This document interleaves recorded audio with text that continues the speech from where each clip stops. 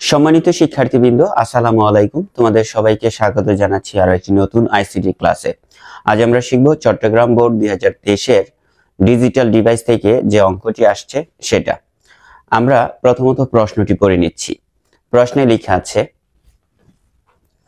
f সমান a b bar c, এটা হচ্ছে চিত্র 1, আর এখানে একটা NAND গেট দেওয়া আছে, সেটা হচ্ছে চিত্র 2। ক নম্বরে প্রশ্ন করছে অ্যাডার কি। খ নম্বরে প্রশ্ন করেছে p+1 = 1 ব্যাখ্যা করো। গ নম্বরে প্রশ্নটি হচ্ছে উদ্দীপকের চিত্র 1 এর লজিক ফাংশনটির সত্যক সারণী তৈরি করো।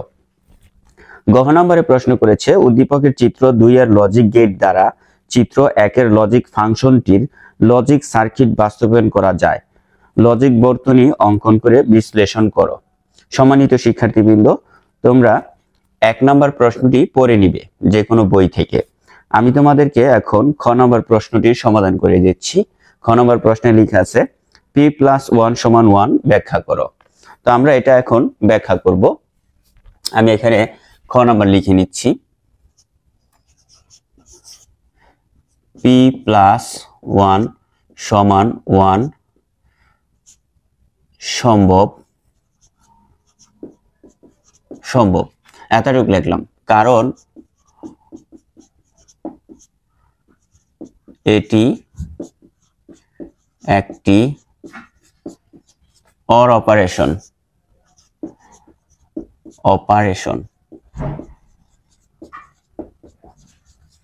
ওকে, এটা যে একটি OR অপারেশন এখন আমরা প্রমাণ করে দিব।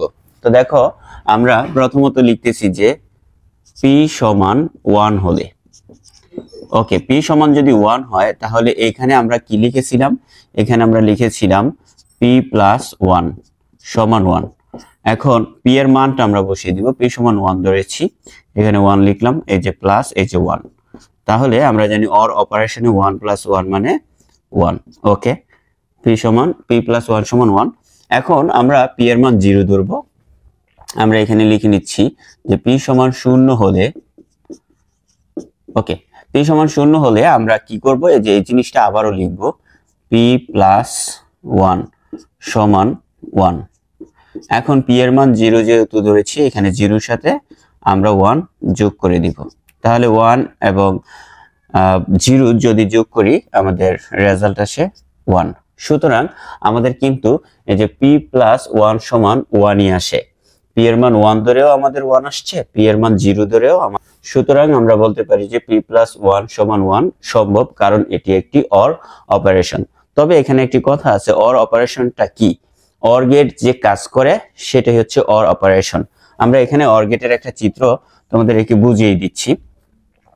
এই যে এটা হচ্ছে OR গেট, চাঁদা আকৃতির সুন্দর করে আঁকলাম গেটটা। তো এই যে এটা হচ্ছে OR গেট। OR গেটে আমরা দুইটা ইনপুট দিচ্ছি, এখানে একটা দিচ্ছি A আর একটা দিচ্ছি B। তো এট লাস্ট আমাদের যে রেজাল্টটা বের হবে সেটা হচ্ছে OR গেটের রেজাল্ট। তো দেখো, আমি এখানে f সমান দিচ্ছি। প্রথমত এই যে এটা এদিক দিয়ে গেল, আমরা এখানে a লিখলাম। তারপরে এই যে গেটটার কাজ হচ্ছে যোগ করা, এই যে এখানে যোগ চিহ্ন দিলাম। এরপর এখানে bটা আবার এদিক দিয়ে গেল, তাহলে এই যে b।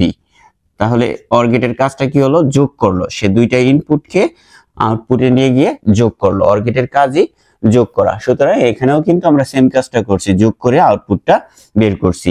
একবার p এর মান 1 ধরেছি, একবার p এর মান 0 ধরেছি। জাস্ট এতটুকু লিখলেই কিন্তু তোমাদের খ নম্বর অঙ্কটির সলিউশন হয়ে যায় এবং তোমরা পরীক্ষায় 2টি মার্ক পেয়ে যাও। আশা করি তোমাদের কাছে আজকের ক্লাসটি ভালো লেগেছে। তবে এর গ নম্বর অঙ্কটিও কিন্তু তোমাকে পারতে হবে। আমি এই ক্লাসের পরেই গ নম্বর অঙ্কটি দিচ্ছি, সেখানে তোমরা অঙ্কটি করে নাও। আল্লাহ হাফেজ।